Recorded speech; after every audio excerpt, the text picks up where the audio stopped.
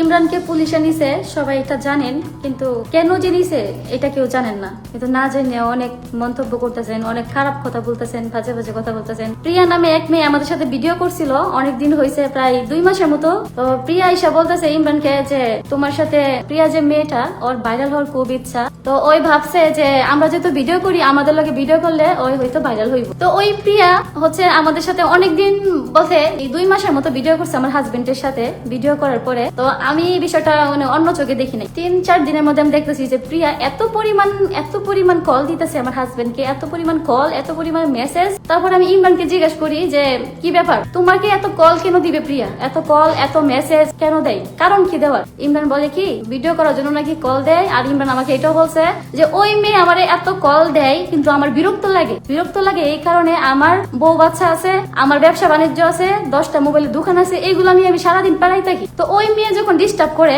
Call দিতে আছে, পরে আমি কল রিসিভ করছি, কল রিসিভ করতেই ওই কাইটা দিছে। কি ব্যাপার, ওই তো আমার সবসময় সালাম দিয়ে কথা বলে, হঠাৎ করে কল কাইটা দিল আজকে। তারপরে ওর মোবাইলটা হাতে নিলাম, নিয়ে আমি ওর আইডির ভিতরে ঢুকলাম, ঢুকে দেখি যে প্রিয়ার সাথে মানে মেসেজ করছে, মানে যত মেসেজ প্রিয়া উল্টা পাল্টা নেগেটিভ মেসেজ। কালকে শার্ট পরে আসবেন, আপনাকে আমার ভালো লাগে, এই আজকে আমার আবার জ্বর উঠেছে, এটা সেটা, মানে যত ওর কাহিনী সব।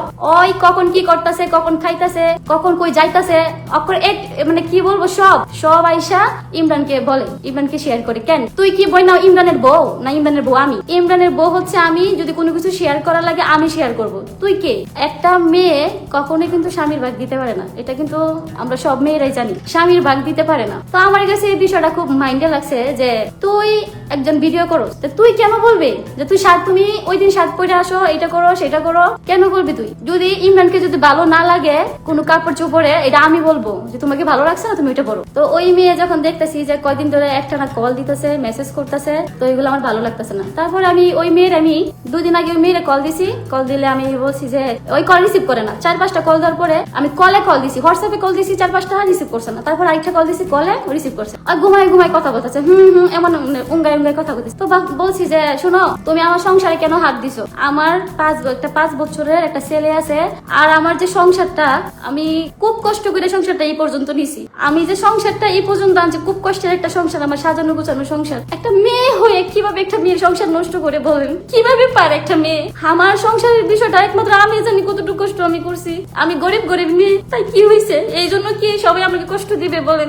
আমি আসলে কিছু বলতে চাচ্ছিলাম না, আর এইগুলো যদি না বলি তাহলে হয়তো আমাকে ভুল বুঝতেছে, ইমরানকে আপনারা ভুল বুঝতেছে। ওই মেয়ের আমি ওই দিন রাত্রে কল দিয়েছি, কল দিয়ে ওই মেয়ে আমার সাথে কথা বলতে চায় না, মানে চোরের মন পুলিশ যে হ্যাঁ এই যে ওই মানে হ্যাঁ এই যে আমার হাজবেন্ডের সাথে পরকীয়াতে জড়াইছে, কথা বলতে চায়, আমার সংসারে হাত দিয়ে আমার সংসার নষ্ট করতে চায়। মানে আমি বুঝাইতে পারতেছি না যে একটা মেয়ে হয়ে কিভাবে আরেকজনের সংসারে হাত দিই। তো আমি ওরা বলছি যে প্রিয়া দেখো, তুমি আমার হাজবেন্ডের মানে আমার সংসারে হাত দিয়ে আমার সংসারটা নষ্ট করো না বোন, আমার 5 বছরের একটা সন্তান আছে, তুমি আমার বোনের মতো। তো ওই মেয়ে উল্টা আমার জারি দেয় যে ওই নাকি কথা বলে না, আমি কথা বলি না, কিন্তু আমি স্পষ্ট দেখতেছি তুমি কথা বলতেছো, মেসেজ করতেছো, আমার হাজবেন্ডকে বিরক্ত করতেছো। তোমার কলের জন্য, তোমার মেসেজের জন্য আমার হাজবেন্ড ঘর থেকে বার হয়ে যাক, আর আমি এইগুলো দেখে ফেলবো, দেখলি তো ঘরে ঝগড়া হয়, ওই বিরক্ত হইতেছে, তারপরেও তুমি তাকে বিরক্তই করতেছো। তারপরে আমি বলছি ঠিক আছে, তুমি যত কথা বলতে পারতেছো না, তুমি তোমার আম্মুর কাছে কল দাও। পরে ওরা প্রিয়ার মার কাছে কল দিছে, কল দেওয়ার পরে আমি প্রিয়ার মারে বলছি, সালাম দিয়ে বলছি, আন্টি আমি যদি আজকে আপনার মেয়ে হইতাম তাহলে কি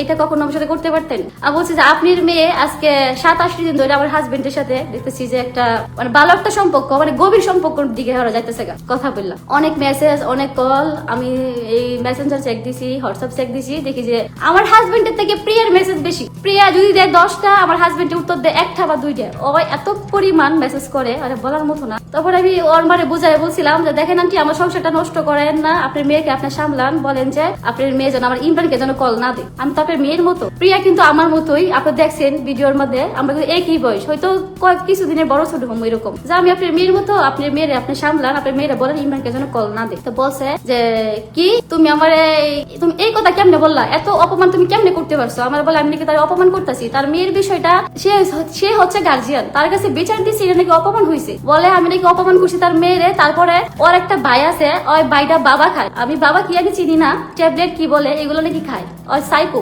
মানে নেশা করার কি নেশা না করতে পারলে নাকি ও সব ঘর বাড়ি বা প্রিয়ার মানে নাকি মাইক দূর করে উল্টায় দেয় সবকিছু উল্টা পাল্টা করে ওই বলি মানে এরকম বললো আর কি। তারপরে প্রিয়ার ভাই কি করছে, ওর আম্মুর হাতে থেকে মোবাইলটা নিয়ে নিছে, নিয়ে বলতেছে হ্যাঁ আপনি কি বললেন আমার বোনেরে বলেন যে আপনার হাজবেন্ডের লগে প্রেম করে। আমি হ্যাঁ অবশ্যই করে, না করলে এত কল এত মেসেজ শার্ট পরে আসবে না, কি পড়বে কি খাইবে কি না করবে এগুলো একমাত্র আমি বুঝবো, তোমার বোন কেন বুঝবে। আমার বলে আমি আপনার বাসাতে এখনই আইতাছি, আপনার সব প্রমাণ দেখাই দিব। আমি ঠিক আছে আসো আমি সব প্রমাণ দেখাই, আমার কাছে প্রমাণ আছে।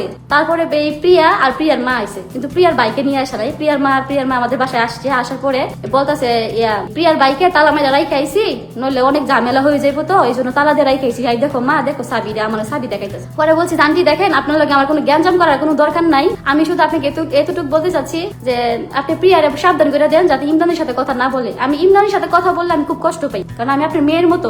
একটা মেয়ে কখনোই চায় না তার স্বামীর সাথে অন্য একটা মেয়ে কথা বলো। মোবাইলের দোকান আছে, ব্যবসা বাণিজ্য নিয়ে আমার হাজবেন্ড খুবই ব্যস্ত থাকে, ভিডিও করার সময় পায় না, এই জন্য সে ভিডিও করে না। তারপরে 2-3 কথা এরকম আমি প্রিয়ার মারে বুঝাইতেছি, প্রিয়ার মা কোনোভাবেই বুঝা আমার দোষ, ওর মেয়ের দোষটা একটা বড় বলে না, ওর মেয়ে নাকি এরকম করতেই পারে না। পরে বলছি ঠিক আছে তাহলে আপনার মেয়ের মোবাইলটা আপনি চেক দিয়ে দেখেন, ওর প্রিয়ার মার মোবাইল ওই নেয় না, মানে প্রিয়ার মা প্রিয়ার মোবাইলটা নেয় না বা আমারও দেয় না। চেক করলে কিন্তু সবকিছু মানে দেখতে পারি বাসে, কিন্তু দেখাবো না। কি করছে 15 মিনিটের 1 ঘন্টার তারপরে হচ্ছে 25 মিনিটের লক কি জানি করে রাখছে, মোবাইল খোলা যায় না। আচ্ছা ভালো কথা। তারপরে বুকা জুনাইদ আছে, আমি আছি, আবার আমার একটা জাল ছিল, আমরা সবার লাগে তর্ক বিতর্ক লাগছে। আমি তাকে বুঝাইতেছি আর সে কোনোভাবেই বুঝে না, সে তারটাই বুঝতেছে। ওই প্রিয়া মেয়েটা ঘুমের ওষুধ খাইছে, ঘুমের ওষুধ খায়া আমার এই হাজবেন্ডকে প্রিয়ার মা কল দিছে যে বাবা এই প্রিয়া তো ঘুমের ওষুধ খাইছে, প্রিয়ার একটু দেখা যায় ওয়াইসা, এই কথা বলে। এটা আমার হাজবেন্ড, আপনার মেয়ে কেন দেখতে যাবে? আপনি এই অধিকার কোথায় পান? এই অধিকার কই পাইছেন যে আপনার মেয়ে যে আমার হাজবেন্ড দেখতে হবে, আপনার মেয়ে ঘুমের ওষুধ খাক না যা মন তাই করুক, এই কথা আপনি বলবেন কেন? কি আপনার তো কোনো রাইট নেই কথা বলার।